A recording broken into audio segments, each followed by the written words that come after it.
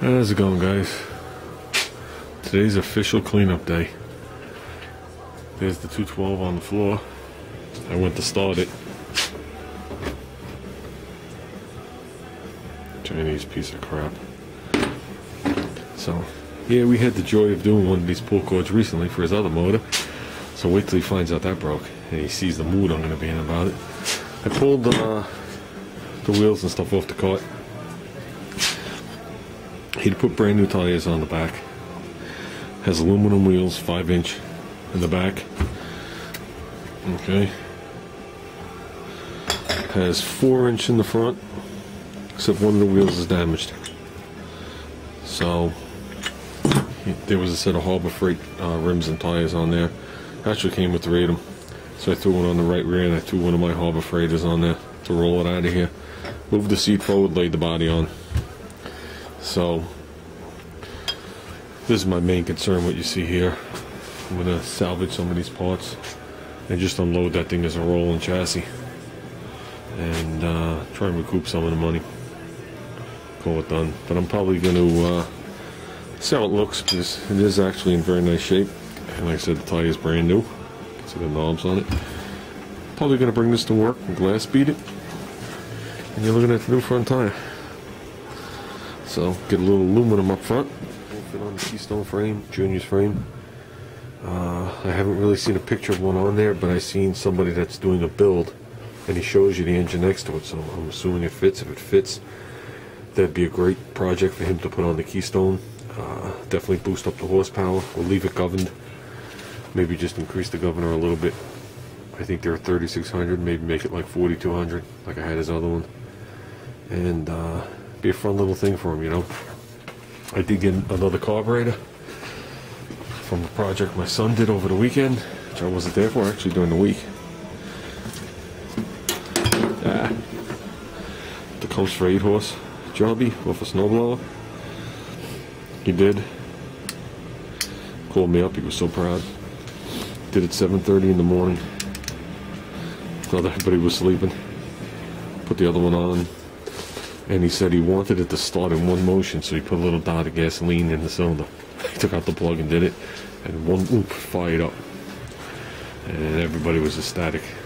So, which is good and bad, because if it didn't run, I was going to have myself a 2-year-old 8-horsepower snowblower that I really don't need. Well, my rear sprocket came for the Arco bike. I figured I'd toss it on while I'm cleaning up. I want to show you guys the difference between a high quality sprocket and a cheaper version sprocket. This was a high quality version, because if you look where the split is, they put the bolt. Then they put an additional bolt up here so the sprocket couldn't rack. Okay, you can see there's a full tooth there and a full tooth on this one, the way they do it. Here's the replacement I got. Notice it has no bolt, as opposed to this one would go on like that and it would obviously be a bolt. So I guess you get what you pay for $10. So should be good for this application. I guess we'll see how it rolls. Well, I spin it, it's true, and no matter where I put the chain, it seems to have equal looseness. So I think it looks better in red. What else was I going to say? I also ordered a caliber for here off some kind of like pocket bike. Looks like it has big wide pads on it. So I'm not going to touch this until I get that. I just ordered it yesterday, so it's going to be a couple days. We'll work on something else. So, like I said, this other one had such minute pads. I just want to have something decent. It wasn't that expensive. It was actually pretty cheap. So, yeah, I think we're good here. Sure, we could tighten it up a little bit, but before the sprocket was so bent, I couldn't do a good adjustment. So, technically, this thing can go down the block in a way. If I put a gas tank on it, it can actually be driven and tested. We'll be doing one motor, probably. I can't reach both of them. But I did slip that on with a bunch of washes for now. Got to make up 2 collars. I do like it. Tire is the same height.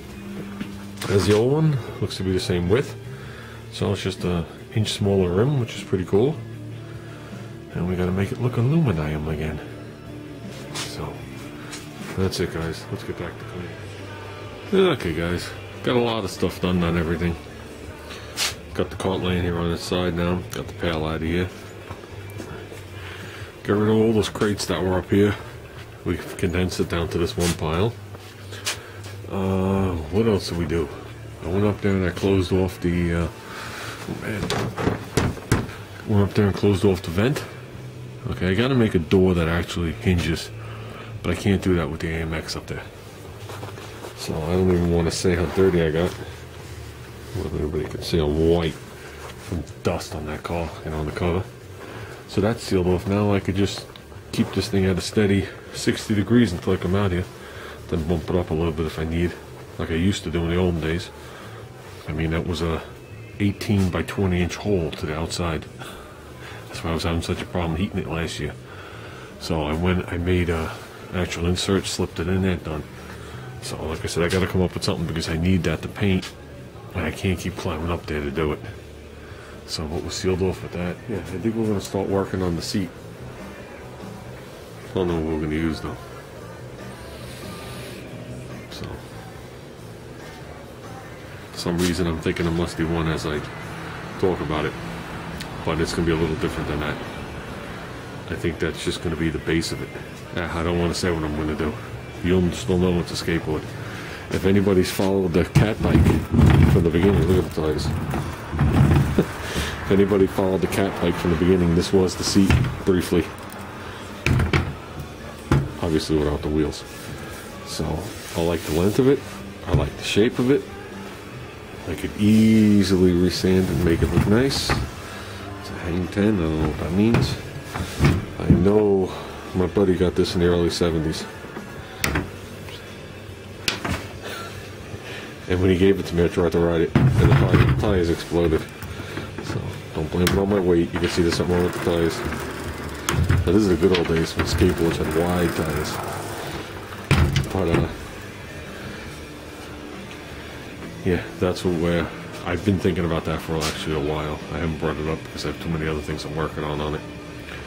But yeah, I'm thinking of that. I'm thinking of having like the sissy bar come through here and have it come out as a ducktail. And other things, but I won't say them now. So, but for argument's sake, if the sissy bar is going to be even with this axle, I'm going to put it upside down. Hold on. I got one of,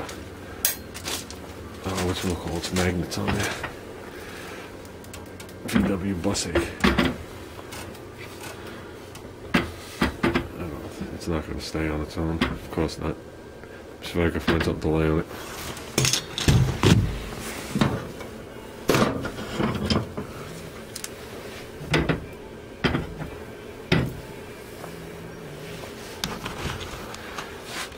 But higher.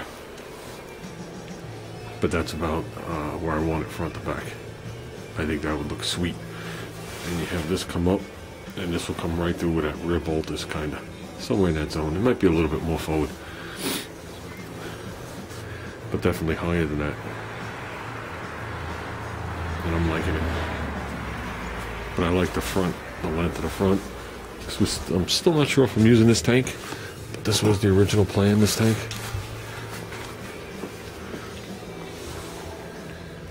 So, leave a little gap around here, and then there'll be a little gap here, and it'll, like it fits in there, like it's proportioned. So, but it definitely, like I said, it's definitely going to be higher than that. It's going to be, I would say 2 inches higher than that, is what I'm thinking. And then level, because the frame does come down to the back.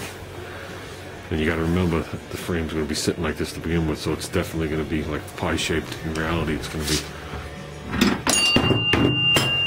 we have a winner. It's going to be something to that effect, but higher. So, and I have a special thing I want to do to it. So, I think that's it, guys. I'm cold.